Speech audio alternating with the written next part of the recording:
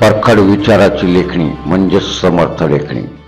मित्रांनो, निसर्ग देखील राजकारण्यांसारखेच रंग बदलताना दिसत आहे। राजकारणी कसे या पक्षातनं त्या पक्षात गेले की जुन्या पक्षावर आरोप प्रत्यारोप करतात, तसंच काहीसं निसर्ग देखील करत आहे। म्हणजे कसं तर उन्हाळ्यामध्ये पावसाने पडणं आणि लोकांना थोडासा गारवा देणार आणि नंतर उकाड्याने लोकांना हैराण करणं हाच प्रकार आहे। पाऊस अवकाळी येतो, झाडांची नुकसान करतो, जे आम्ही स्क्रीनवर दाखवतो ती झाड बघा कशी पडलेली आहेत। शेतकऱ्यांच्या डोळ्यात पाणी दिलं आणि नंतर लोकांना थोडासा सुखद गारवा देऊन त्यांच्या अंगातील उष्णतेने पाणी काढून घेतलं आहे ना राजकारण्यांसारखं। मित्रांनो, पूर्वी आम्ही ऐकलं होतं उन्हाळा, पावसाळा, हिवाळा हे तीनच ऋतू होते।